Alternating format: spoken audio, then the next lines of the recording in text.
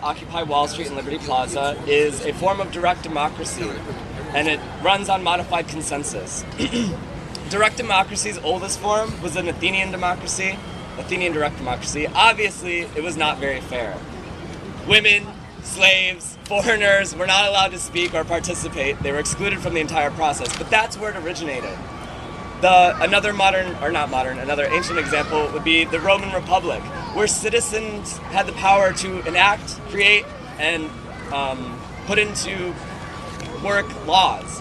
That was the oldest example of citizens taking power into their own hands and creating the world for themselves. Modern movements that use direct democracy are the landless people of South Africa, the Landless Peoples Movement. There's also Students for Direct Democracy here in America, and there's also Change 2011, a Finnish political party.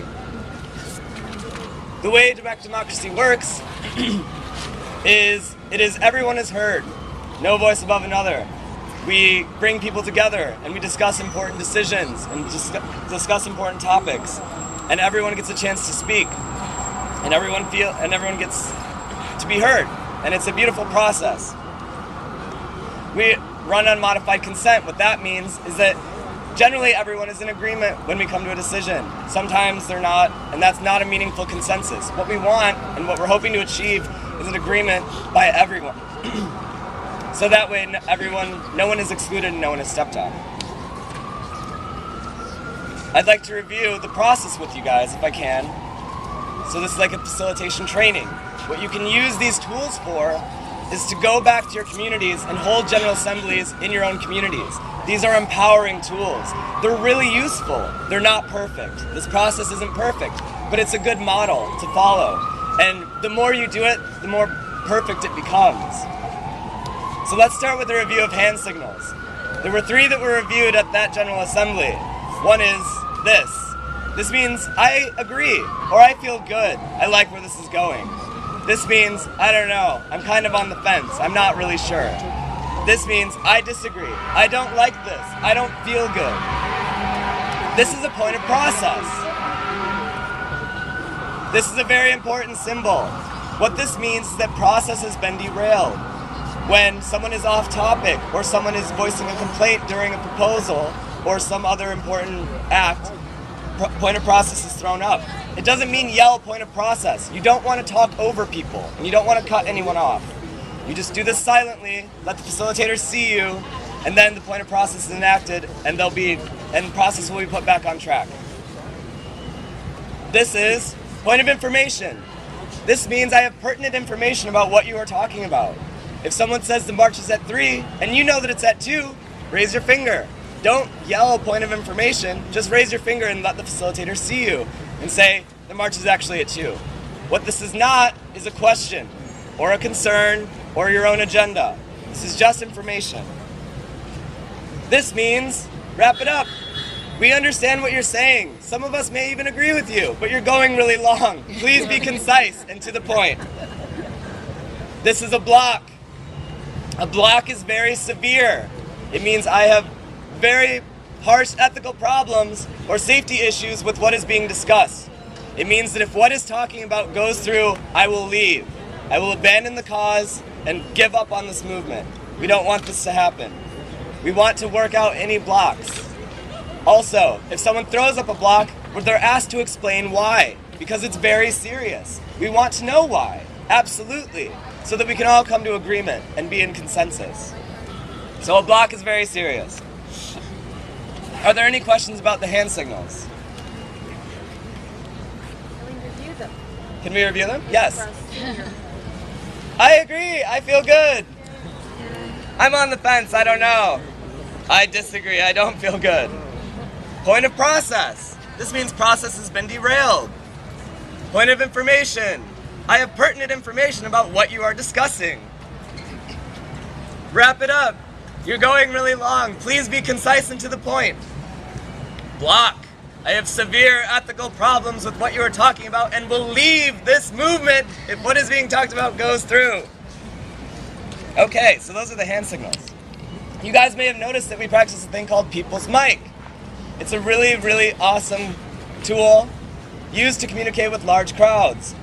The New York City NYPD will not let us have a megaphone or amplification devices, so we use People's Mic to communicate. People's Mic echoing someone's voice doesn't mean agreement. It just means that you're echoing their voice so that they can be heard. That being said, People's Mic is not meant to be abused. It's someone lending their voice to support yours. So if someone doesn't support your voice, that's their choice. That's their freedom to do so. But it's a great way to unify the movement, get everyone on the same page, and make sure that people are heard. Sorry, the sun is in my eyes. I'm going to put on my glasses. Okay. So, we also practice a concept called step up, step back. This is a really important concept, and it's a beautiful concept. What it means is that, for example, I was born a white male. Because of the color of my skin and because of my gender, I've been given certain unfair advantages in my life. People have told me my entire life that what I have to say is important. And also that support has made me feel empowered to speak more often and louder. Some people have never been given that support.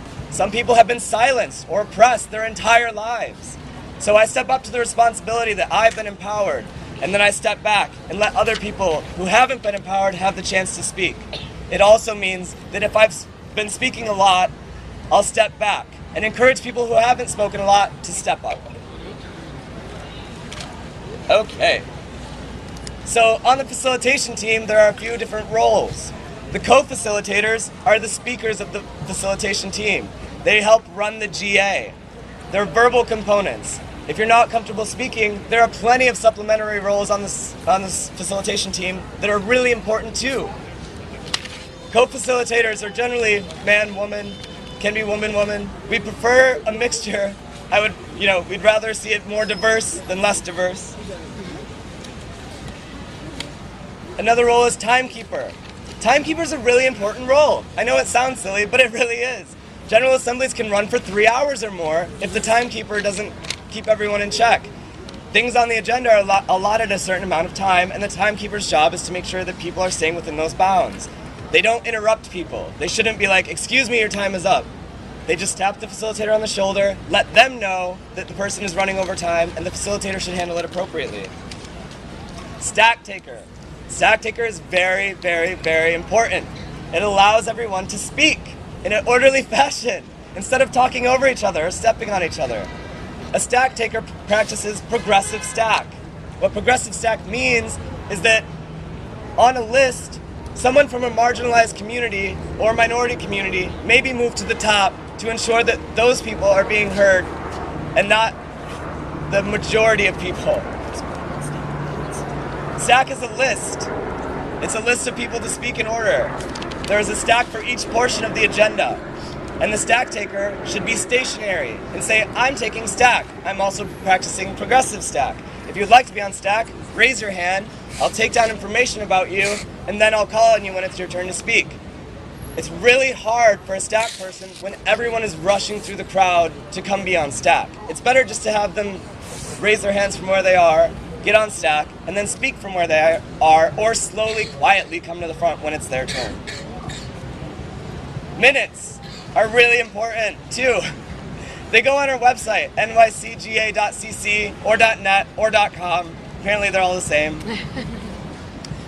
The minutes allow transparency. They allow the world to see what we're talking about. You don't have to be absolutely precise, but if you're a fast typer, that's a plus. If you have a computer, double plus. That's awesome. But I've taken minutes in the rain on paper with markers, and they've been put online. As long as those transcripts are being put online, that's fine. There's other supplementary roles, like people's mics that are planted in the GA to ensure that voices are projected out. There's vibe checkers, who occasionally stop a meeting during a critical point to see how people are feeling. We may take a break if people feel run down or they feel oppressed. Vibe checks are these symbols to use to see how people are feeling. All right, so are there any questions about the roles of facilitators? Those are all of them. Could you mention the website again? nycga.cc or .com or .net. stand for? New York General Assembly. New York City. New York City General Assembly. Just a question about people who are taking staff. When a person comes to speak, does anybody question the person just, hey, what do you want to talk about? Okay, that's a good question. Did everyone hear that? No, Okay. repeat it. When someone comes to be on stack, does the stack person question what they're going to be talking about? There are different points of the agenda for a GA, which I'll get into later. There's agenda items, work group checkbacks, and announcements. If the person coming up on stack wants to make an announcement during work group checkbacks, they're asked to wait until announcements. If it's a working group, they're allowed to speak during that time. Does that answer your question? Just because I was an organizer in the Israeli social movement, and a lot of what happened was people would ask to speak and then would go off topic, tell Obama, whatever. And then, so we would lose a lot of time just getting people to get back. So if they come during announcements and they want to speak, they're going off topic or going over long, you throw up a point of process. You say, excuse me, when the facilitator calls on you, you say, excuse me, you're off topic, please stay on topic. If it's an announcement and they're going over long, you use this. We understand what you're saying, please be concise and wrap it up. So that way, no one feels like they're being ignored or not being listened to. And at the end of a General Assembly, we have the People's Soapbox, which you guys may have witnessed over there. I'm sorry, you people may have witnessed over there. That is an opportunity for anyone who feels like they have a really important message or they have something that they really want to yell at people to get up on the soapbox and allow people to echo them if they want to. People can stay, people can leave. It's their choice. All right, any other questions right now? We're going to get into the actual process of a General Assembly. Okay, great. So the order of the GA, as I understand it, is you start with a review of process. That's the hand signals. That's also information about step up, step back. It's also intros of who's on the facilitation team. And at this point, the stack person should say that they're practicing progressive stack and how they run it. Then we go into work group checkbacks, report backs. What this is for working groups who have already been established to come to the General Assembly and tell everyone what they've been working on, what they've accomplished, where they're going, or what they need. Working group report backs are not, hey, I'm starting a working group. That goes in announcements. After working group report backs, we have announcements. This is an opportunity for anyone who has any important information or would like to inform everyone about an event to come and get on stack and report that event or give that information. Announcements are not a time for someone to soapbox. That goes at the end. Following work group report backs and then announcements is the agenda. These are generally proposals, initiatives, or celebrity speakers, guest speakers. Excuse me. The way a proposal works is a working group develops a proposal, goes through it with a bunch of people a few times, refines it, makes it perfect, then they come to the facilitation team and they ask for the item to be on the agenda for the next General Assembly. They come up, they give the proposal, then the floor is open for friendly amendments. What friendly amendments are things that need to be tweaked about the proposal. They're not questions, they're not concerns, they're friendly amendments to make the proposal better and to make it apply to more people. After friendly amendments, the person giving the proposal should also keep track of the friendly amendments so that way they can either accept, reject them later. After friendly amendments, there's questions, comments, concerns. This is the time for people to voice concerns or to ask questions about the proposal. Only about the proposal, so that we can stay on topic. Questions generally are answered by the person giving the proposal. If it's a complicated question, it's saved until the person giving the proposal either modifies with friendly amendments or retracts their proposal. So after friendly amendments and comments, such questions, we move for consensus. The way we gauge consensus is with a temperature check, and that's using these symbols. If everyone does this, that's a consensus. And the facilitators will move for any blocks. Like I said, blocks are severe ethical issues with what's being talked about. If there are any blocks, they're asked to come up and say why. If the block cannot be resolved or isn't rescinded, then we have to move to a 9/10 vote. We don't want to do this. We don't want to vote. We're fighting against a system that oppresses people like voting. Voting means that some people are ignored. They're completely forgotten about. So that way the majority can enact something. We don't want to do that. That doesn't make me feel good as a person. So we want consensus. The reason it's 9/10 is because that's almost impossible to get. That's an insurance policy to ensure that something that conflicts with the group isn't being put through. But on occasion, we have come to a vote for obvious reasons. Okay. So that's how a proposal is put through. The only note that I have is that if it goes to consensus and you have a lot of this and a lot of this, or a mixture of those two, it's not a meaningful consensus. That means it can't go through. The person making the proposal has to table it, refine it, and bring it back. Are there any questions about proposals? It's a lot of information. And I know a lot of you aren't taking notes.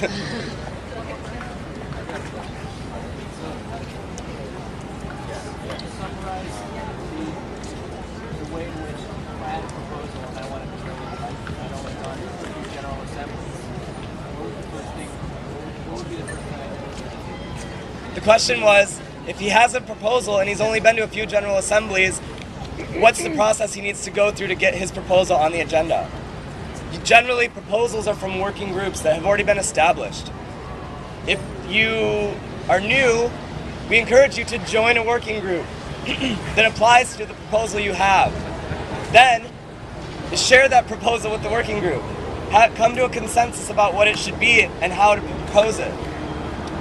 If there's no working group that applies to your proposal, start a working group. You have that power as an individual to start whatever working group you want. Then, get a bunch of people together in that working group, develop your proposal, then bring it back to the facilitation team. John. So, it may be that the proposal, once it's put before whatever relevant working group, once they hear it, it may be that that decision is appropriate to make only within that group. The working groups are encouraged to take autonomous action so that not all decisions go before the General Assembly, so that things are not bogged down in that decision-making process. So generally, large decisions that affect the whole occupation go to the General Assembly. That's a very good note. Did everyone hear that? Large decisions that affect the entire movement go to the General Assembly.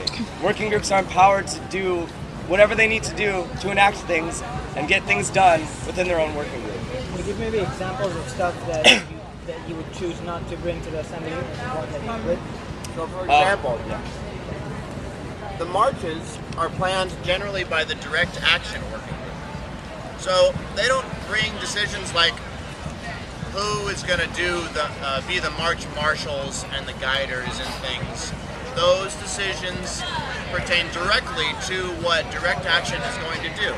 So that's just one of many examples. Outreach is another example. We're not going to bring the decision to print so many flyers out before the General Assembly. It's just going to be something that outreach does. So those are just two examples, and there's numerous others. An example of something that should be brought to the General Assembly is the Declaration of the Occupation. That was a working group that started as a call to action working group. And later they developed that declaration, and it was brought to the General Assembly over 3 times, I believe, before it was ever consensus upon. So it went through a very lengthy process of refinement. That's what this process is used for. Okay. Any other questions? Yeah, there's actually a question about that, because the GA we're about to start in Jersey City. Like, I feel like that should be kind of one of our focuses. Maybe as like an immediate goal is to like come up with some sort of declaration that we can, and that's why I think the GA is useful, that we can actually get that discussion going.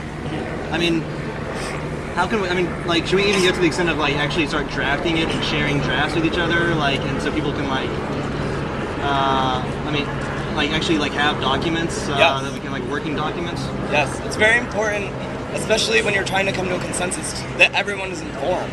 So, printing out drafts, having people make notes, bringing those all back together, coming up with a new draft is a really, really empowering and amazing way to do that process.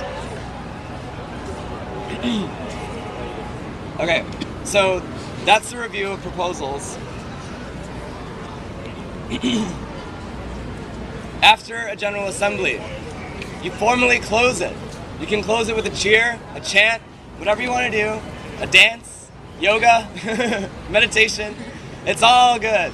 But you just close it and you let people know that you're starting the open forum or the people's soapbox. Let them know that they can choose to stay or go. They can do whatever they like. The General Assembly is formally closed.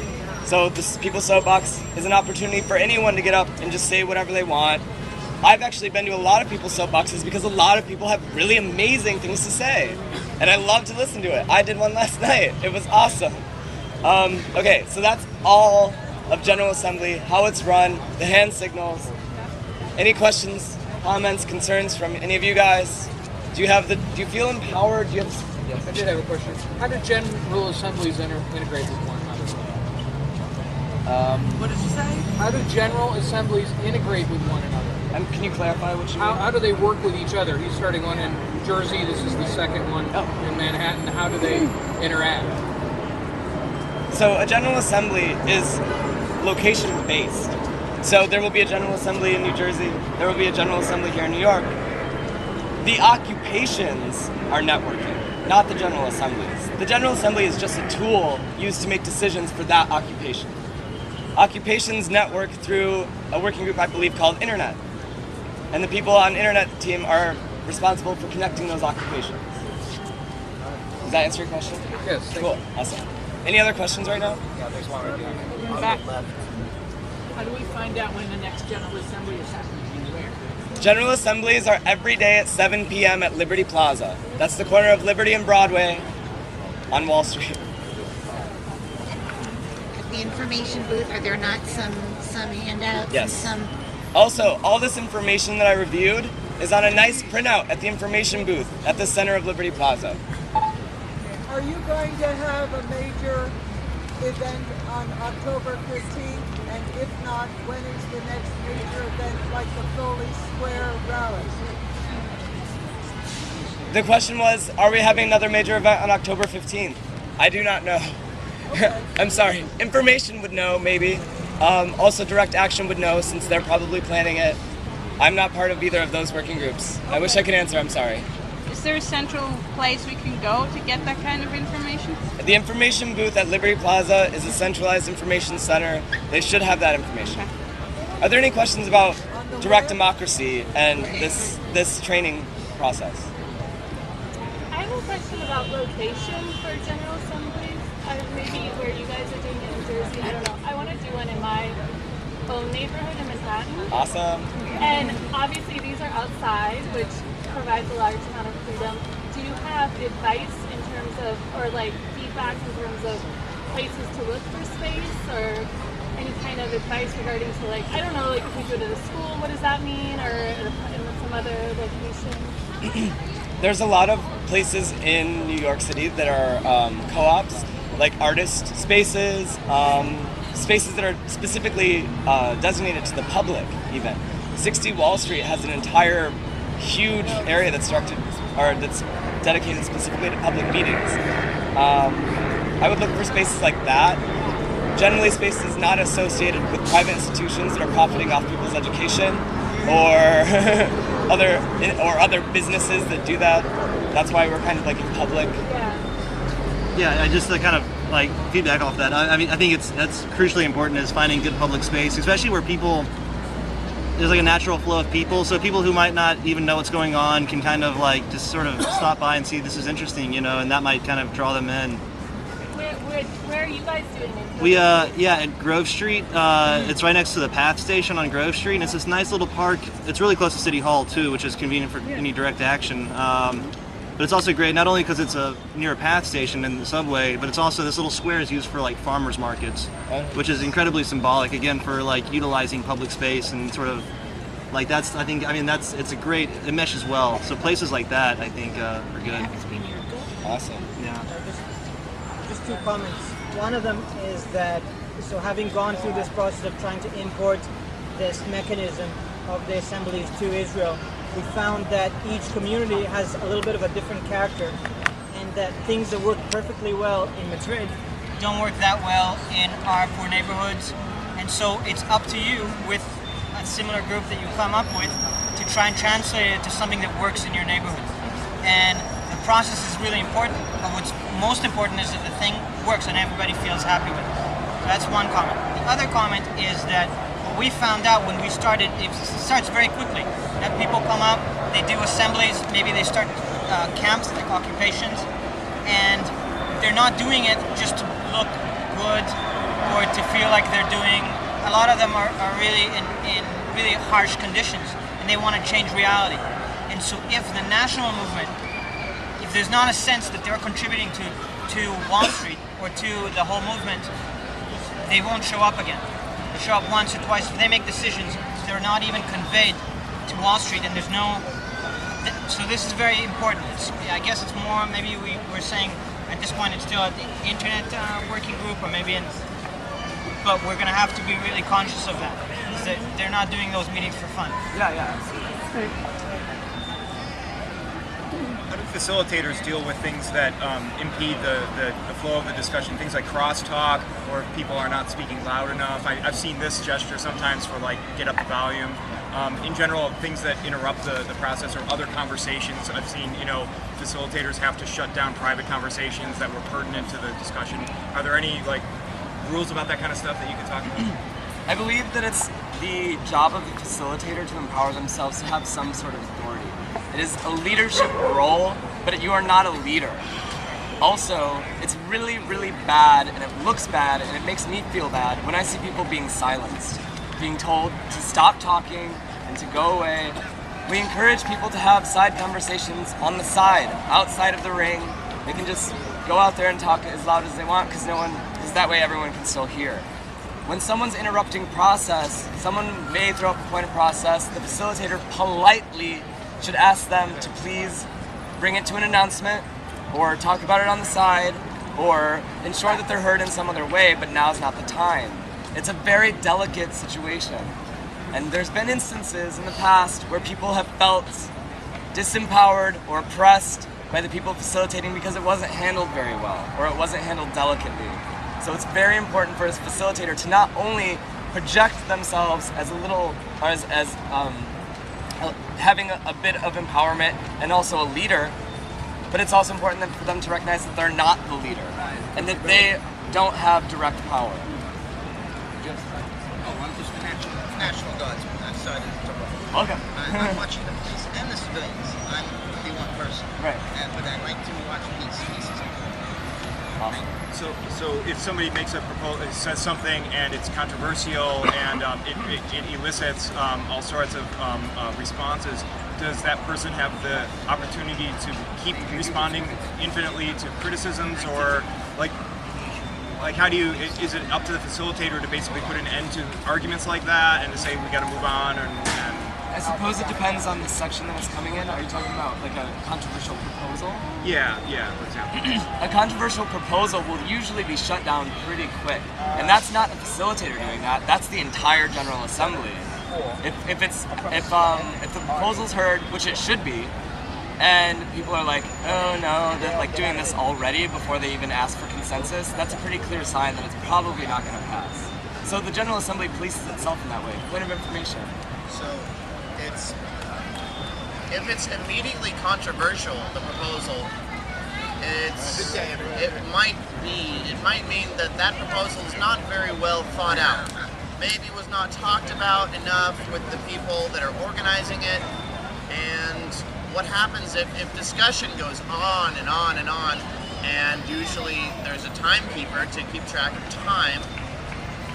The facilitator will gauge the assembly and see how long they want to allot, for the proposal. If it gets to that limit and then gets extended and extended, what happens is the proposal can be tabled until the next assembly, so that the proposal can be well thought out. The example that I have in my mind is just the discussion a few nights ago about the art gallery show, which was somewhat controversial at least, and there was some difference of opinion about the $650 and that kind of thing. And it had the potential to kind of go on endlessly. And so I just wondered if there's certain techniques for dealing with this. Like I said earlier, the system isn't perfect, but it gets more perfect the more people participate and the more General Assemblies we have. Point of information about this process that we're describing, we've adapted over time, and so we've cut out some of the hand signals that have made the process inefficient. So it's good to keep that in mind, so that you know that this is not a static thing. Just like the movement is not static, it started very small. It's an evolving thing, and so is the way that we make decisions. I have a question kind of along the same lines about stopping the process.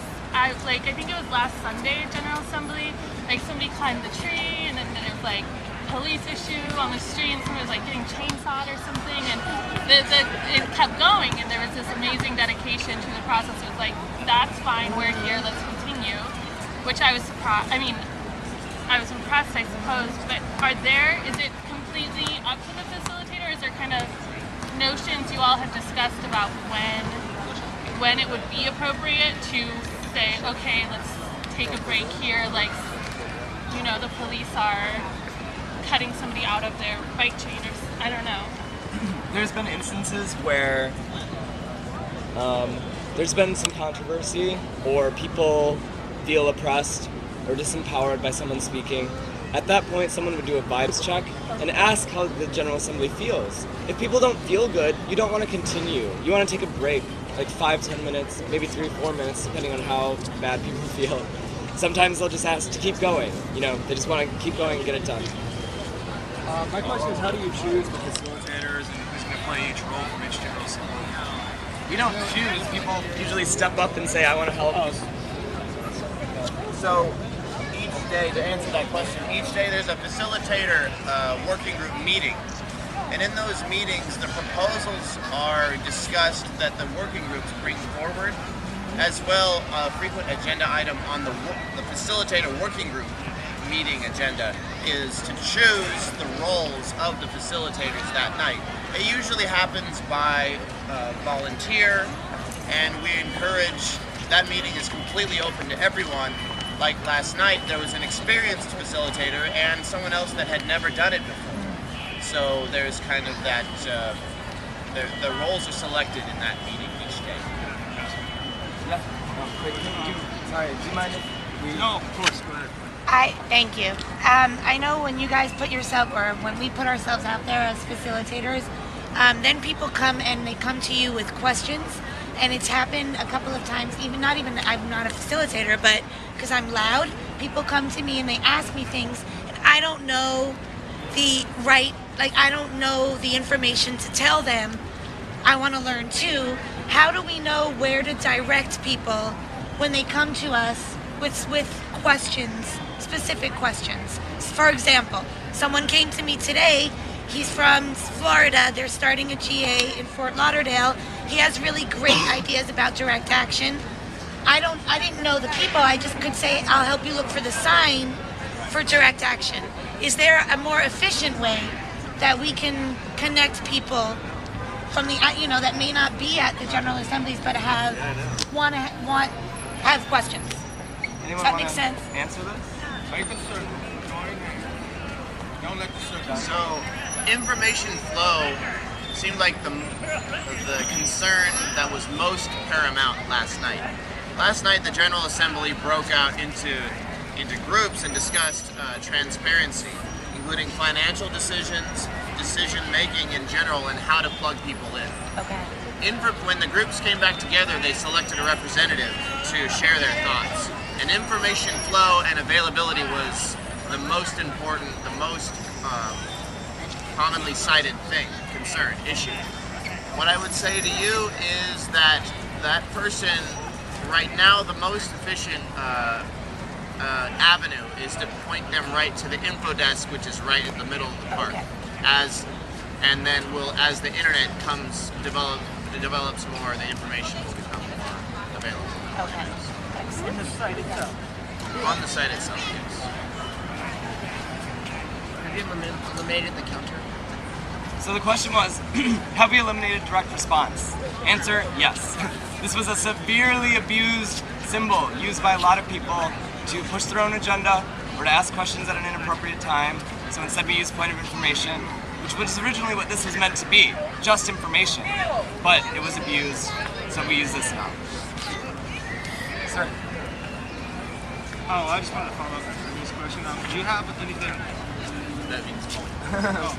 Do you have any way to try and avoid having the same people play the same roles in the facilitation process over and over again? Because I used to be part of a collective where it used to be like the same guy would facilitate every time just because everyone expected him to. And that became kind of a problem. So I'm curious about that. To answer that, that's what this is for. We're training all of you. You are now all trained facilitators and can come to our facilitation meetings and help facilitate. I'd encourage you to do that.